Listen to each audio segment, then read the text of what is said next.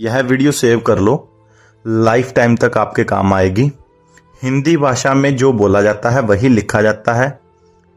यह भाषा पूर्णतः वैज्ञानिक है। एक ध्वनि के लिए इसमें एक ही चिन्ह है। यह इसकी सबसे बड़ी विशेषता है कि इसमें उच्चारित ध्वनियां ही अंकित होती हैं। इस भाषा के पास विपुल शब्द भंडार है। संस्कृत के साथ साथ इसमें अपने विकास क्रम में अंग्रेजी, उर्दू, फारसी, अरबी, पुर्तगाली, फ्रांसीसी आदि अनेक भाषाओं के हजारों शब्दों को आत्मसात कर लिया है। ज्ञान विज्ञान की शिक्षा देने में यह भाषा पर्याप्त सक्षम है। इसमें तकनीकी एवं वैज्ञानिक शब्दावली का पर्याप्त विकास किया गया है। यह सृजनात्मक साहित्य की भाषा के रूप में विकसित हुई है। विश्व की लगभग सभी भाषाएं हिंदी की देवनागरी लिपि में लिखी जा सकती हैं। यह सरल, व्यवहारिक एवं जीवांत भाषा है। यह भाषा सामाजिक सांस्कृतिक संप्रेषण का माध्यम है। आगे आ गया वर्ण या अक्षर।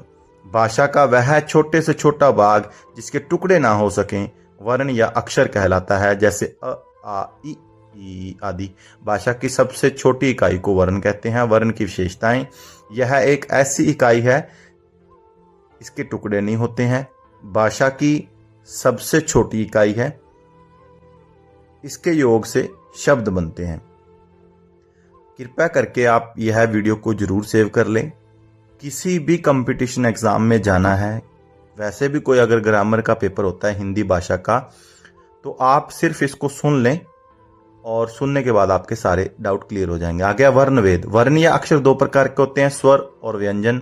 स्वर जिनके उच्चारण में कोई सहायता नहीं ली जाती है, ऐसी ध्वनियां स्वर कहलाती हैं, जैसे अ, ई, उ आदि। स्वर तीन प्रकार के होते हैं। ह्रस्वर, जिन स्वरों के उच्चारण में कम समय लगता है ह्रस्वर कहते हैं। ह्रस्वर की संख्या अ, ई, उ, ये चार हैं। दीर्घ स्वर, जिन स्वरों के उच्चारण में ह्रस्व स्वरों से दुगना समय लगता है, इन्हें दीर्घ स्वर कहते हैं, जैसे आ, ई, उ, ए, औ। प्लुप्त स्वर, जिन स्वरों के उच्चारण में ह्रस्व स्वर से 3 गुना समय लगता है, जैसे उन स्वरों को प्लुप्त स्वर कहते हैं, जैसे ओम। व्यंजन, व्यंजन का अर्थ होता है वह वर्ण जो स्वरों की सहायता से बोले जाते हैं। हिंदी में 33 व्यंजन है। व्यंजन के भेद हैं: स्पर्श व्यंजन, अत्यंत व्यंजन, ऊष्म व्यंजन। स्पर्श व्यंजन ऐसे वर्ण जिनका उच्चारण करते समय या बोलते समय मुंह से किसी न किसी अंग का स्पर्श हो, उसे स्पर्श व्यंजन कहते हैं।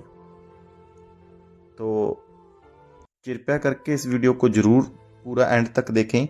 इसको देखने या सुनने के बाद आपको ग्रामर की मतलब ये लगा लो कि 5-7 नंबर आपके पक्के हैं,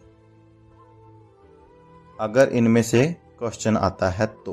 वैसे 5-7 नंबरों का पक्का आता है, लेकिन आप जरूर इस वीडियो को जरूर देखें। अब तक हमने जो किया, भाषा के बारे में जान लिया है, वर्ण वेद जान ली है, वर्णों के प्रकार जान लिए, आगे व्यंजन है, व्यंजनों के आगे हमने भेद यानी कि प्रकार, स्पर्श व्यंजन, अत्यंत व्यंजन, ऊष्म व्यंजन।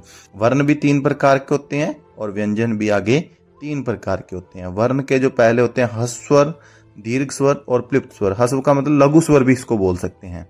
आगे आता है दीर्घ स्वर। ह्रस्व स्वर 4 होते हैं, दीर्घ स्वर 7 होते हैं और प्लुप्त स्वर जैसे ओम आदि।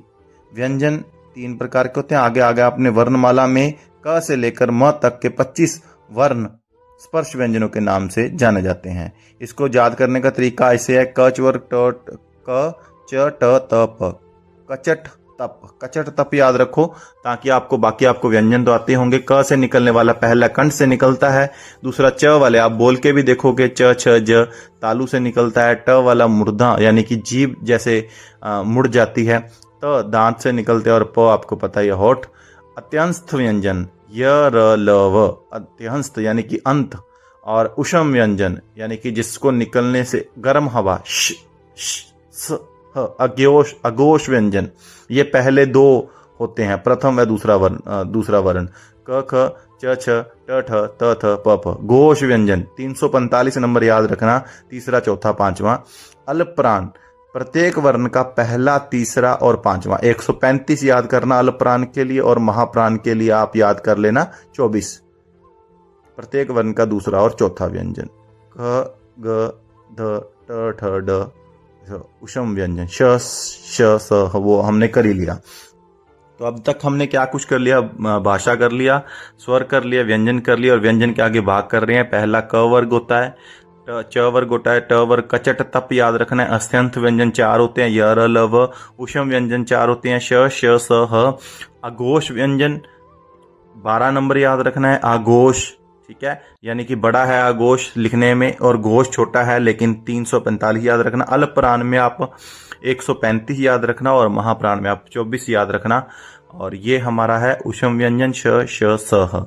अगर आपको वीडियो और राइटिंग दोनों पसंद आ रही हो तो कृपया करके आप अपने दोस्तों के साथ भी शेयर करें और आप खुद भी इस वीडियो को ज़्यादा से ज़्यादा लाइक शेयर जरूर करें। तो अब तक हमने जो सारा कंप्लीट किया है, अब हम शब्द के बारे में, शब्द का अर्थ, एक से अधिक अक्षरों से बनी सार्थक स्वतंत्र ध्वनि को शब्द कहते हैं। शब्दों के 4 भाग होते हैं, अर्थ के आधार पर, व्युत्पत्ति के आधार पर, उत्पत्ति के आधार पर, प्रयोग के आधार पर।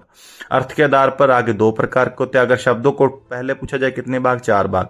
अर्थ के आधार पर 2 होते हैं, सार्थक और निरर्थक। व्युत्पत्ति के आधार पर 3 प्रकार के होते हैं, रूढ़िवादी, यौगिक और योगरूढ़। उत्पत्ति के आधार पर यह तत्सम, तद्भव, देशज, विदेशी और प्रयोग के आधार पर विकारी और अविकारी। यानी कि 2 प्रकार पहले याद रखो, यानी कि प्रयोग के आधार पर विकारी और अविकारी, अर्थ के आधार पर सार्थक और निरर्थक, और व्युत्पत्ति के आधार पर 3 पर, और उत्पत्ति के आधार पर 4 प्रकार के होते हैं। आगे हम इनके बारे में चर्चा करेंगे कि कैसे कैसे होते हैं। तो अब तक जो हमने सारा डिस्कशन किया है, तो हमने भाषा के बारे में जानकारी ली है, स्वर के बारे में, व्यंजन के बारे में, स्वर के प्रकार, व्यंजन के प्रकार, और अब हम शब्द के बारे में पढ़ रहे हैं। शब्दों को 4 भागों में बांटा गया। आगे हम उत्पत्ति के आधार पर सबसे पहले पढ़ते हैं। उत्पत्ति के आधार पर 4 प्रकार के होते हैं। तत्सम, तत्सम, सम का होता है बराबर। जो शब्द संस्कृत से ज्यों के त्यों लिए गए हैं उसे तत्सम शब्द कहते हैं, जैसे भूमि, माता पिता, रात्रि, चंद्रमा, सूर्य, दिवस आदि। तद्भव, वे शब्द जो तत्सम शब्दों से बिगड़ कर बने हैं और भाषा में प्रयुक्त होते हैं, जैसे माता से माँ, पिता से बाप, रात्रि से रात आदि। देशज शब्द, वे शब्द स्थानीय क्षेत्रीय बोली के प्रभाव में भाषा में आ गए हैं और प्रयुक्त होते हैं, जैसे पगड़ी, थैला, गाड़ी, पेट, दौड़, भाग आदि। विदेशी या आगत, जो विदेश से आए हैं, आगत, आए हैं। जो शब्द किसी दूसरी भाषा से स्वीकार कर लिए गए हैं उसे आगत, जैसे कागज, ऑफिस आदि। संकर शब्द, संकर यानी कि आपको पता ही संकर रास्ता होता है, जैसे छोटा। 2 भाषाओं के मिश्रण से बने शब्द संकर शब्द कहलाते हैं, जैसे रेल और गाड़ी। रेल अंग्रेजी का शब्द है और गाड़ी हिंदी का। जांचकर्ता, जांच हिंदी का और संस्कृत का शब्द है कर्ता। प्रयोग के आधार पर शब्द के प्रकार, विकारी, अविकारी, जिन शब्दों का रूप परिवर्तन होता रहता है उसे विकारी शब्द कहलाते हैं। अविकारी, जिन शब्दों में कोई बदलाव नहीं आता वो अविकारी शब्द कहलाते हैं। तो अब तक हमने भाषा के बारे में, स्वर के बारे में, व्यंजन के बारे में, शब्दों के प्रकार, अब हम उत्पत्ति के आधार पर पढ़ चुके हैं और साथ में हम विदेशी या आगत शब्द यानी कि संकर शब्द भी कर चुके हैं, तत्सम, तद्भव, देशज, विदेशज।